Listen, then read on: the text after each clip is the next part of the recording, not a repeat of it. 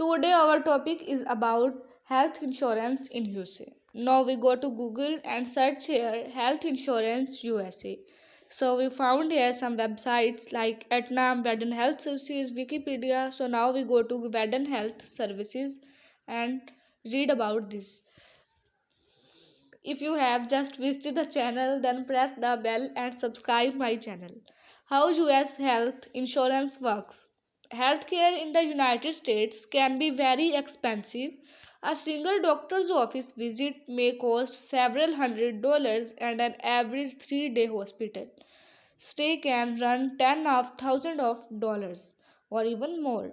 Depending on the type of care provided, most of us could not afford to pay such large sums if we get sick, especially since we don't know when we might become ill or injured, or how much care we might need. Health insurance offers a way to reduce such costs to more reasonable amounts.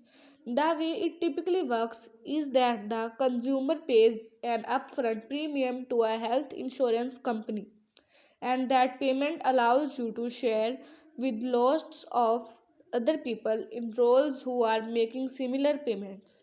Since most people are healthy most of the time, the premium dollars paid to the insurance company can be used to cover the expenses of the relatively small number of enrolls who got sick or an injured. Insurance companies, as you can imagine, have studied risk extensive, and their goal is to collect enough premium to cover medical cost of the enrolls. There are many different types of health insurance plans in the US and many different roles and arrangement regarding care. Following are three important questions you should ask when making a decision about the health insurance that will work best for you. 1. Key question 1. Where can I receive care? One way that health insurance plans control their cost is to influence access to providers. Providers include physician, hospital, laboratories, pharmacies, and other entities. Many insurance companies contact with a specified network of providers that has agreed to supply services to plan enrolls at more favorable pricing.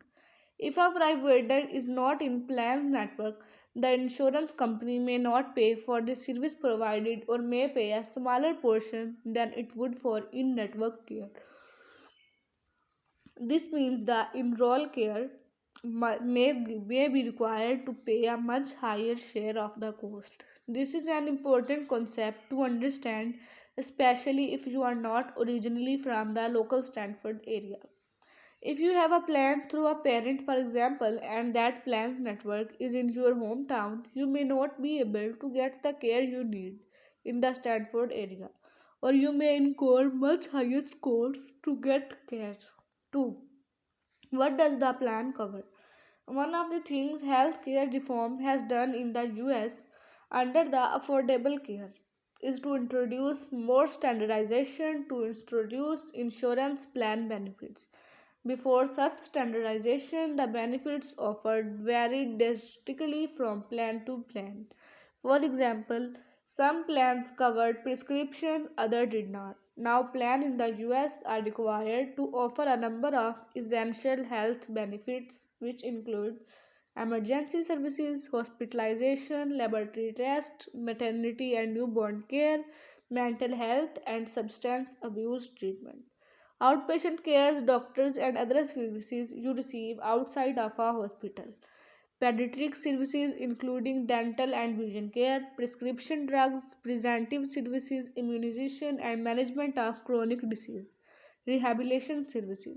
For our international population of students who might be considering coverage through a non US based plan, asking the question, what does the plan cover? Is extremely important. 3. How much will it cost? Understanding what insurance coverage cost is actually quite complicated. In our review, we talked about paying a premium to enroll in a plan. This is an upfront cost that is transparent to you. Now, how much you pay? Unfortunately, for most plans, this is not the only cost associated with the care you receive. There is also typically cost when you access care. Such cost is captured as Deductibles, concerns, and or copays, see definition below and represent the share you pay out of your own pocket. When you receive care, as a general rule of thumb, the more you pay in premium upfront, the less you will pay when you access care. The less you pay in premium, the more you will pay when you access care.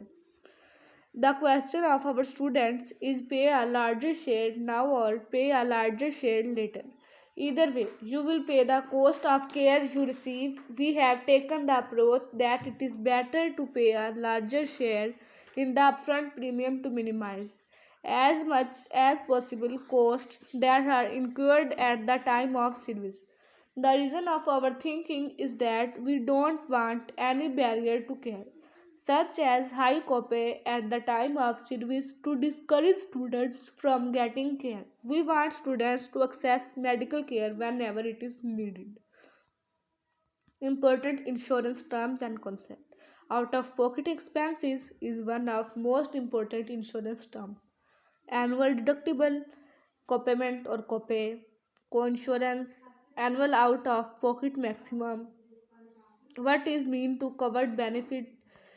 You can visit this website and read about the details of insurance health in US.